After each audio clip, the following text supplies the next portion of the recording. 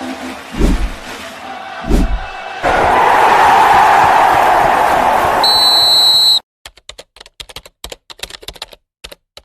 match, il est important, il n'est pas décisif parce qu'il y a 2 matchs derrière. Bon, voilà. Mais chacun voudra gagner, que ce soit la France, que ce soit le Sénégal. C'est un match de prestige, c'est un match qui compte, mais ce n'est pas un match décisif. Bon, alors pour cette nouvelle génération,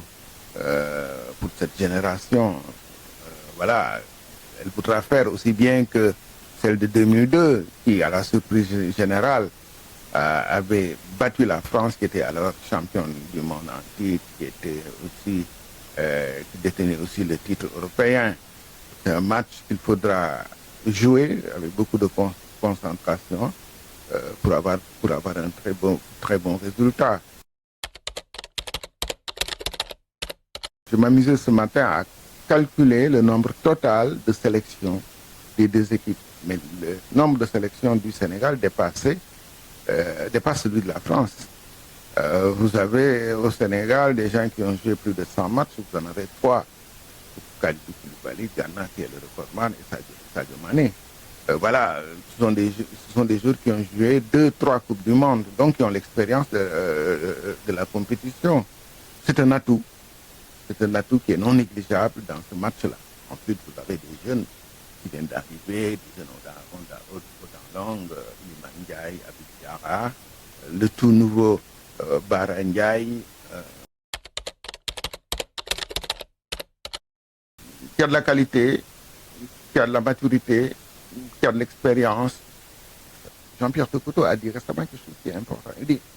On dit que la France, c'est le favori potentiel de Coupe du Monde. Mais la France est composée de joueurs issus pour la plupart, dont les parents sont issus pour la plupart d'Afrique noire. Ils sont très nombreux dans cette équipe-là. Il disait que pourquoi ces joueurs qui aujourd'hui ont la prétention de vouloir gagner la Coupe du Monde ne peuvent pas être imités par d'autres Africains qui sont dans d'autres clubs, qui jouent dans les mêmes clubs qu'eux, qui ont le même niveau qu'eux. Voilà. Ça veut dire que oui, que ce soit le Sénégal, que ce soit le Maroc, et d'autres équipes africaines parmi ces 10, donc qui sont qualifiées, je pense qu'ils peuvent monter très haut, ils peuvent aller très loin. On a vu la première tournée déjà, à part la Tunisie et l'Afrique du Sud qui ont été battus, aucune autre équipe n'a été battue. C'est soit une victoire de la Côte d'Ivoire, soit un match nul. C'est le cas du Cap-Vert contre l'Espagne, c'est le cas aussi du Maroc contre le Brésil. Donc je pense que le Sénégal fait partie de ce lot d'équipes qui peuvent avoir la prétention d'aller jouer dans la cour des grands. Et pourquoi ne pas tutoyer le sommet? Pourquoi pas? Non, je pense qu'au contraire, c'est un format qui est trop long. Trop long.